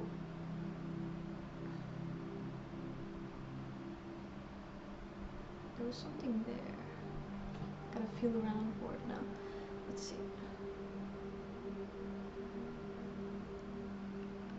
So going back to the loneliness. Alright. It's in the heart. Oh yeah, that was one thing. Okay, so when you have that breakthrough, you are gonna reach a point of embodiment where your energy is gonna be felt. It's not just gonna be received on an intellectual level. It's gonna be felt collectively by those around you. All right, and that's the shift. That's the shift that you need to focus on. All right, because we have to, and how we make space for both through shadow work is when you ask yourself a shadow work question. All right, after you ask the question, you get an answer. All right, that might not be your highest truth. That might just be a piece of it. So you got to continue to peel back the layers. You don't just write a long ass paragraph for one question. You got to keep asking yourself questions back and forth, back and forth. All right, because that's how you go deeper, and that's how you can get to the source. So, but with everything, all of this that we've been discussing, it still comes back to something you're avoiding here. Okay, I want to see, because we brought up a lot of different things. I want you to ask your third eye. Can you show me that memory that I'm ready to let go of?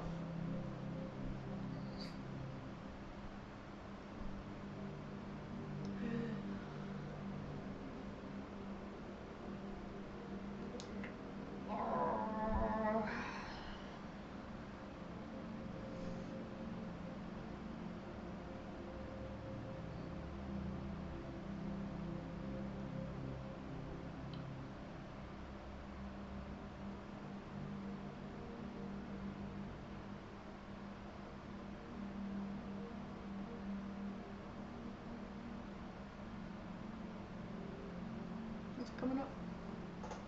I think the only thing that is coming up is kind of connecting with my back in a sense as well, with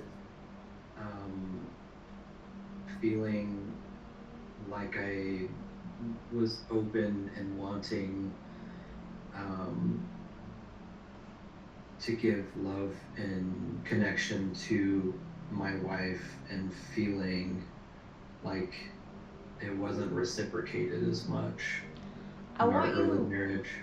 I want you to tell yourself, I am enough, and tell me if you feel somewhere in your body react,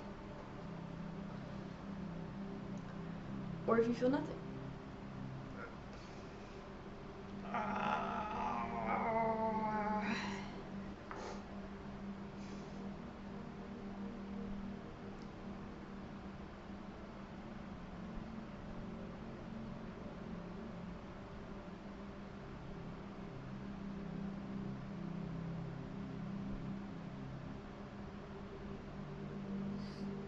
Feeling it up into my throat a little bit.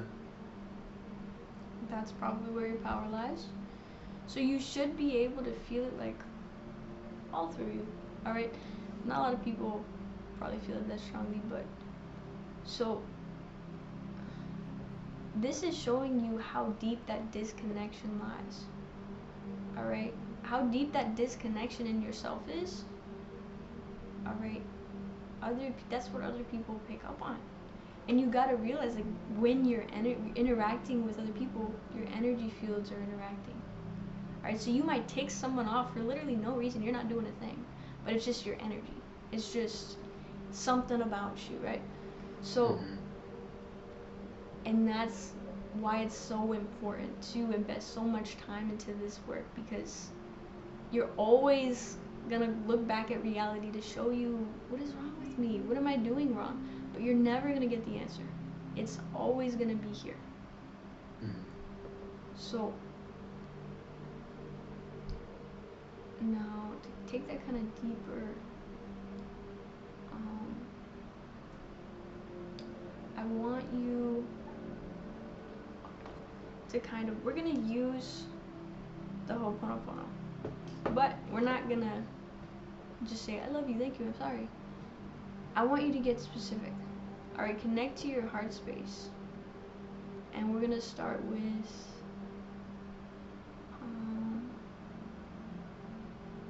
should we start with I'm sorry? Yes. Okay.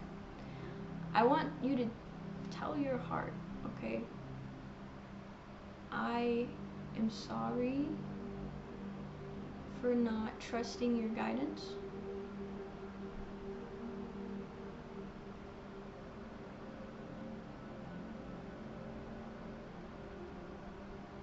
I'm sorry for not allowing you to fully express yourself.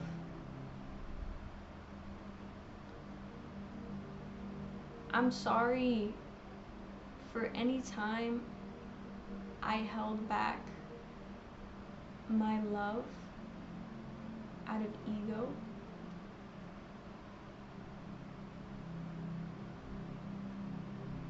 I'm sorry for all the love I blocked us off from receiving because I was holding on to the wrong things.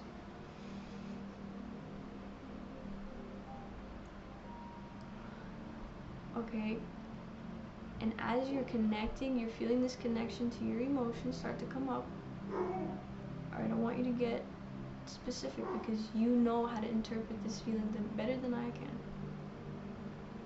So what do you think you need to tell yourself you're sorry for? And feel free to say it to yourself or say it out loud.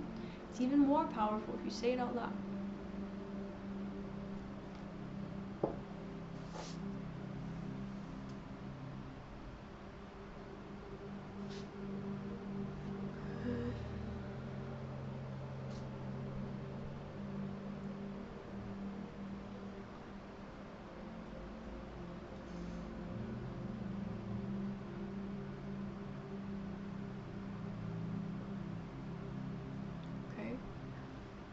And now, moving on to thank you.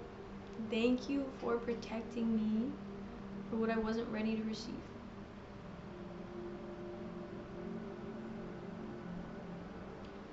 Alright, because sometimes an opportunity for connection is right in front of us, but we close ourselves off to it because we're not able to hold the space for it.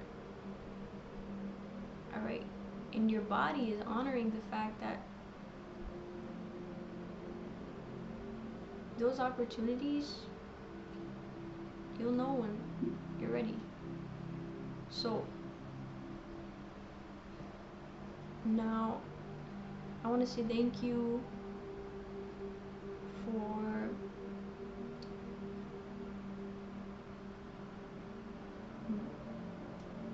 teaching me all the ways that I know how to receive love and all the ways that I am not willing to receive less.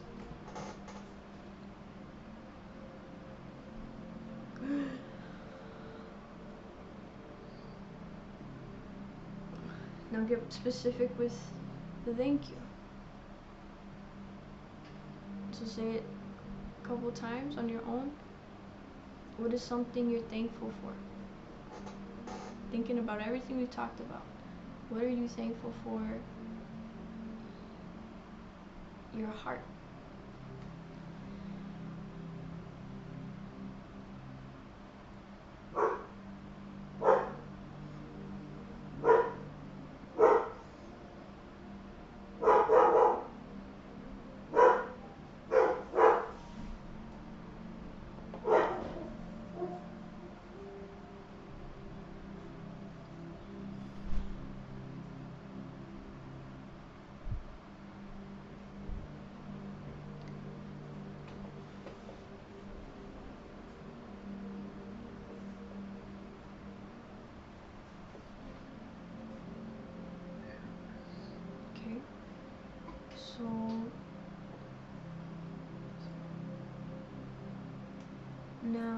love you.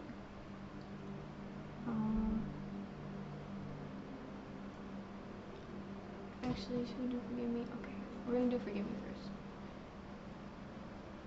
Now tell yourself, tell your heart, forgive me for blocking off opportunities for connection. Forgive me for not giving love to you forced before trying to outsource it from others. Okay, forgive me for, and now you can get a little more specific.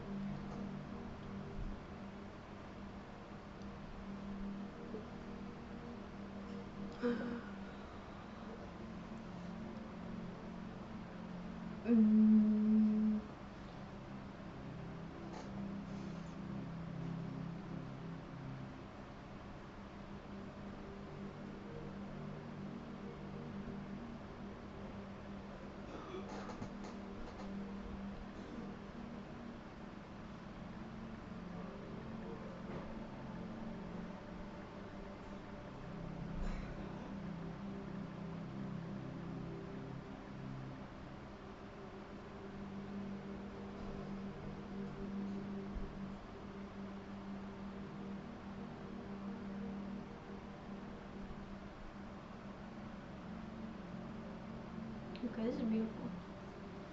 Alright, to end it off, I love you. Tell yourself, I love you for staying open, even when I tried to shut you down. Thank you for beating through the moments when I didn't want to feel anything at all. I love you for your honesty. I love you for the frustration you feel when I don't speak my truth. Thank you for never letting me get too comfortable with a lie.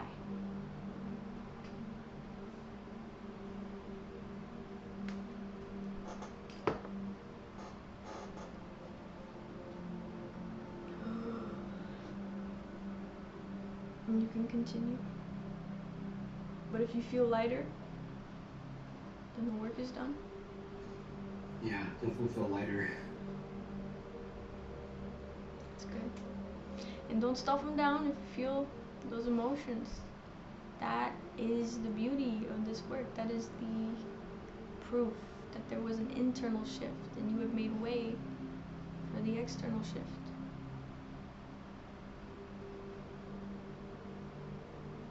Good work. Thank you. So we pushed the shadow work pretty far, but I feel like we got pretty deep. So you did say you feel lighter here? Yeah. Yeah, definitely.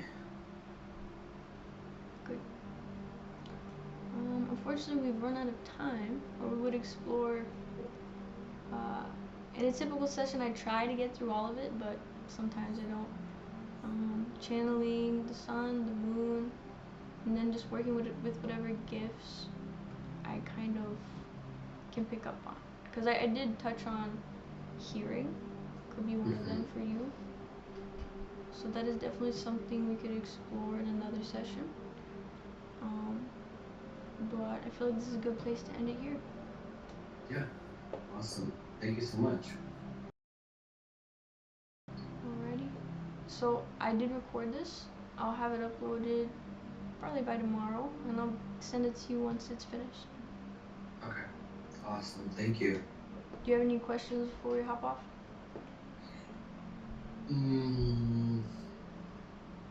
I guess just with continuing my shadow work, how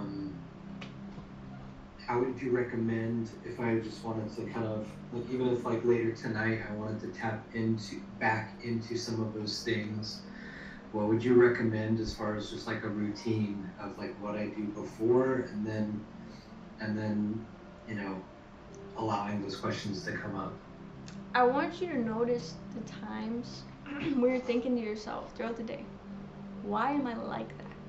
Like whatever you're doing something, or you're not happy with how you're feeling or how something turned out or how you are in general. You're not happy with yourself. And you're thinking to yourself, why am I like that? Okay, when you have those moments, catch it, write it down, come back to it when you have the time. Okay, that's really gonna help. And then what might be something really good, I do weekly classes, but there are so many more that you get with the $20 a month subscription. And I basically walk class through this process, the breath work, and then we do the shadow work as a group, so that everyone can kind of have that intentional space, at least weekly, to return to those things you want to face. So I can send you the link to that, but it's in my link tree. So, and then just remember, when you get an answer, it's likely encrypted. Alright, when you ask that shadow question, it's likely the first layer, just the surface. And then just to get further, you gotta ask the right question. Alright? But you have to be in the right state. So whenever you feel relaxed, and you can look back on this, practice it, or you can look on my videos, get yourself in that state so that your body is open and ready to release. Yeah. I listen to a lot of binaural beats as well.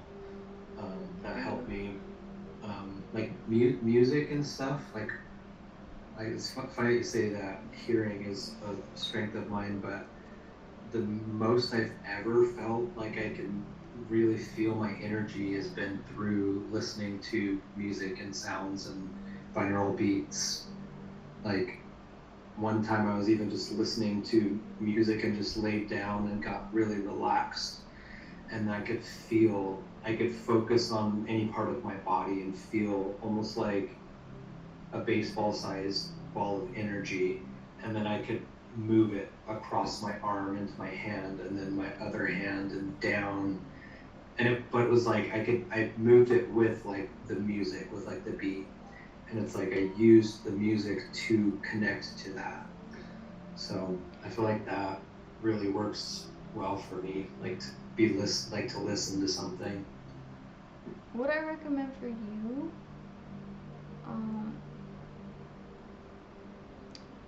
there was something else.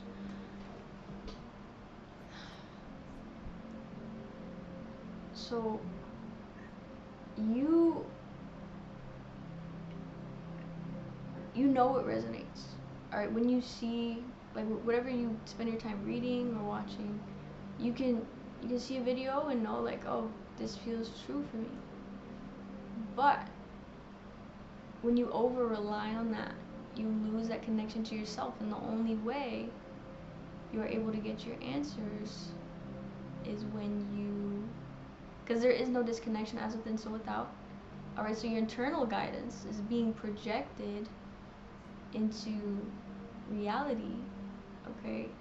And wherever you feel like you get that source of truth, but you need to return to the truth within yourself and be able to give yourself those answers. So just try not to rely too much on outside sources. And I'm saying this for you. I don't just say this to anyone, because it's gonna make you feel more well equipped to express yourself in those moments where you want to connect, or you feel like it's the right time. So I definitely makes a lot of sense. definitely recommend that. Okay. So, but that is good that you can feel what resonates with you. You just gotta, again, build that trust. And I know I can feel this resistance with that word, trust. But there's something to go deeper with that.